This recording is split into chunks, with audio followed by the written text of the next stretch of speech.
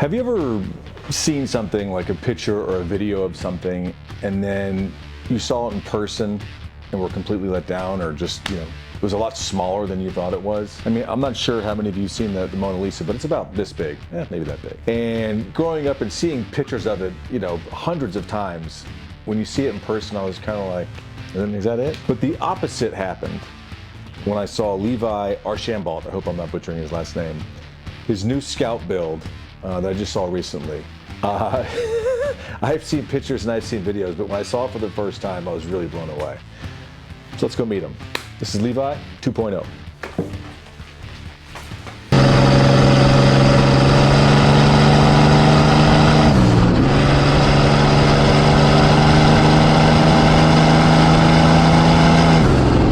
I'm Levi Archambault. I was originally born in Murphy, North Carolina, but I've been in Tennessee for the larger part of my life, so I might as well say I'm from Tennessee. So this is Bowser. He is a 64, 66-ish Scout 800. It's our rock crawler that we've been putting together for probably the past year. I've been building on this guy. Looking around here, it's pretty obvious that you're a Scout guy. You could say that. Okay.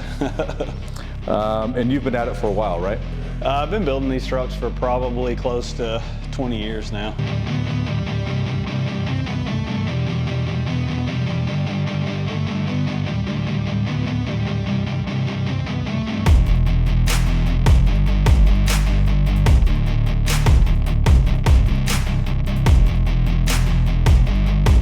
Okay, I know you build them custom for customers, but every now and then you build one for yourself, and that's what you did here. Yeah, it's one of those things where you get, I don't know, you get bogged down with life and you've got your own ideas and dreams, so I think it's healthy to take time off and build your own projects. And when you decided that you wanted to do this, were you looking for a particular one? I've previously built a couple of other rock crawlers, 80, 800 style rock crawlers for customers. Through the work that I did on those, I just kind of built a plan and a goal for one of my own. I don't really like the 800 in a stock form, but the chassis and the tub and everything just lends itself really well to taking everything out of it and throwing it away and starting from scratch.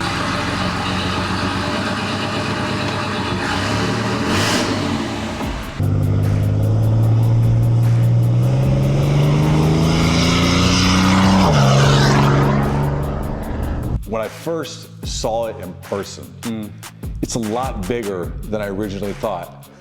It's so funny, like, you're not the first person that said that. Everybody that is, so we did a full YouTube build series on this thing, literally from start to finish, and everybody that has seen it in person are like, holy crap, this thing, like, videos don't do it justice. Yeah. Like, it's so much bigger and real in person. In person, so, yeah. I've actually had several people tell me that. All right, so I know you built everything from scratch, I assume. Let's start with what's going on with the chassis. So the chassis is actually still a stock 800 chassis. The way the chassis are shaped and the thickness of them, they're beefy. You know, they're not like a CJ where they rust out. They're usually pretty solid chassis, and the shape of them just work really well to custom suspension and custom modification. So it is still a factory chassis. This isn't a stock suspension either. No, we blew right past stock and just went full stupid with it.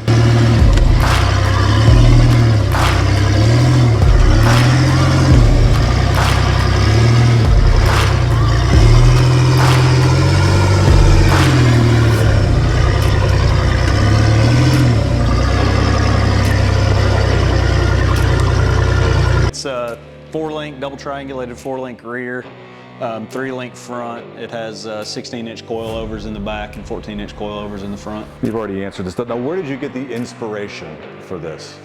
Just through previous builds and putting other people's, I've had guys bring me trucks that had really cool visions, and I enjoyed their project and saw how well it worked. When I was done, it made sense to build on that platform. I knew I could build something that would function. You did something a little different with this build too. Yeah. So a rock crawler, a big thing with, like, people I think get carried away with horsepower on rock crawlers. I mean, we're not rock bouncing. We want low end torque and reliable power. So I opted for a 4.3 liter V6, just a solid engine. It's been around forever. Park support's good. But as I was building it, I decided that maybe I should have gotten a little bit more power out of it. So somewhere along the build, I decided I would stuff a turbo on it.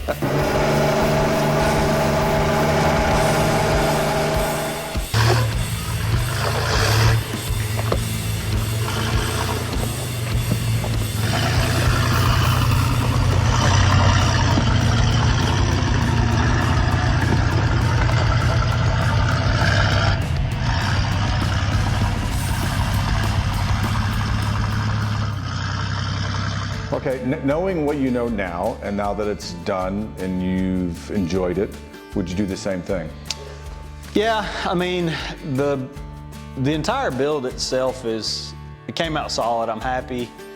We've got a little bit of test time on it, and it seems to function well. You know, it'll crawl. It's got 4-to-1 reduction in the transfer case and 513 gears in the axle, so low range is super low. And actually, it'll still do 75 miles an hour down the highway. So yeah, I mean, any build is gonna have things that you see and feel like you could have done better, but the blueprint, overall blueprint of the build is solid. Yeah. Can you steer that with your pinky? Oh yeah, yeah. No, it does good. Really? Yeah, it's solid. Now that is a really neat paint job. Yeah, you like that? Yeah, so walk me through that. So paint, I'm not a fan of shiny paint. It's just something that I've never been a big fan of. I use my trucks, if I'm gonna beat on them, they're gonna get dented up, whatever. So this is actually the patina, if you will. It's an overused word, but this is, believe it or not, this is 2 trucks clipped together. The green is 1 truck and the orange front part is another truck. Really? So that's how the multiple color scheme came about. Yeah, the little stripes and lines, there's a guy, a German dude, Stilbrook Lack, I believe I probably butchered his name, but he does like a, what do they call it? It's not anime. It's like cartoon look, where it looks like they're moving, right? Yeah, I can't think of what it was called, and I kind of was inspired by that. I had a crazy stripe and a bunch more lines and stuff on it, and it was just too busy, so I stripped it all off and just kind of went with a minimalist approach to it. I think it looks cool. I think it's very cool. Like I said, when I first saw it, I was like, damn, I think it's pretty cool. We gutted all the factory stuff out of it. I wanted almost like a race car theme, and it wasn't because I wanted a race car, it was just simplicity. I wanted everything to be accessible. Wiring, I wanted wiring, switches, I wanted it to be just hammer simple. And yeah, for the sake of service and repairs on the trail, I wanted everything very accessible. Right there. How often do you drive it? Right now, not enough. Since it's actually, we finished it and took it to a show in Troy, Ohio in August. And that was the first drive out of the shop, and it went straight on a trailer. Since then, I've got the tune dialed in. I've probably put about 500 miles on it since then. So.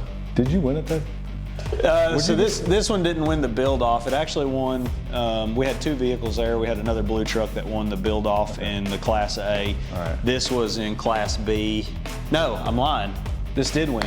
I would say that's a fan favorite or something. Yeah, it did. It won Class B. It won the build off in the off-road class, and it won best engine at an international show with a 4.3 liter V6. This is a turbo, and I guess the cleanliness of the engine compartment. And it won a couple of other prizes. Well, too. I can see why. That thing is, that's why I'm sitting here, is I think that thing is so cool. Speaking of that, do people just go crazy when they see it? Oh yeah, yeah. It's one of those, if you don't want to talk to people, you don't drive it to town. Absolutely. Yeah. Now, you said it went 75 miles an hour. Now, is it comfortable? Yeah, it's actually not scary at all on the open highway.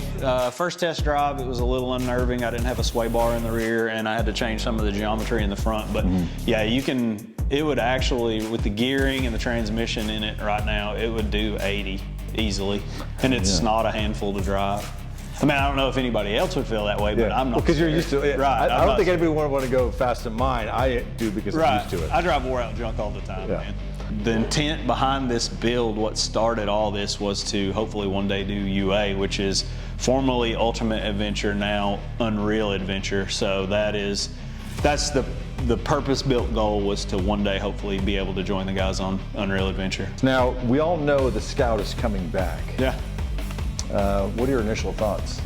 So, I am not a big fan of EV, but I actually got a chance to go to the unveiling. I think you were there. Yeah. So, I believe that they did a good enough job with the lines and the story and the people that they talked to. I think it's cool that somebody stepped up and is trying to recreate the brand.